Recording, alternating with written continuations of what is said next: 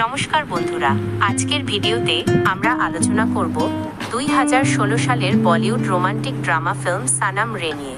এই সিনেমাটি ভালোবাসা, বেদনা আর জীবনের অপূরণীয় অধ্যায়গুলো নিয়ে তৈরি। চলুন দেখে নেওয়া যাক এই হৃদয়স্পর্শী সিনেমা। সানাম রে পরিচালনা করেছেন দিব্যা খোসলা কুমার। মুখ্য ভূমিকায় রয়েছেন পুলকিত সম্রাট, ইয়ামি গৌতম এবং ঋষি কাপুর। সিনেমাটি আমাদের নিয়ে যায় ভালোবাসার এক সফরে, যেখানে অতীত ও বর্তমানের স্মৃতি একসাথে মিশে যায়। আমাদের গল্পের মূল চরিত্র আকাশ, যে একটি বড় শহরে ব্যস্ত জীবনযাপন করে। হঠাৎ তার জীবনে এমন এক মোড় আসে যখন সে জানতে পারে তার দাদু ঋষি কাপুর অসুস্থ।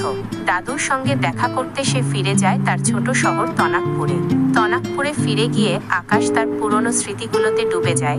বিশেষ করে তার শৈশবের ভালোবাসা স্মৃতিকে মনে পড়ে যায়। ছোটবেলায় তারা একে অপরকে ভালোবাসতো, কিন্তু সময় ও পরিস্থিতির কারণে তারা আলাদা হয়ে যায়। শহরে ফিরে গিয়ে এক কাজে গেলে আকাশ হঠাৎই শ্রুতির সঙ্গে দেখা পায়। প্রথমে সে তাকে চিনতে না পারলেও ধীরে ধীরে তারা আবার কাছাকাছি আসে। তাদের মধ্যে পুরনো ভালোবাসার আগুন আবার জ্বলে ওঠে। কিন্তু গল্প এখানে থেমে যায় না। জানা যায় শ্রুতির জীবন অনেকটা জটিল।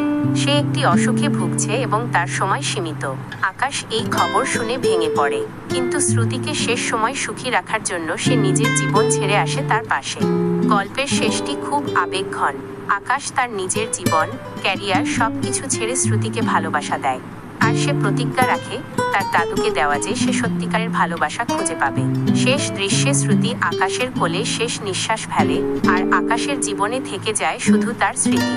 এই সিনেমাটি আমাদের শেখায় সত্যিকারের ভালোবাসা কখনো হারায় না।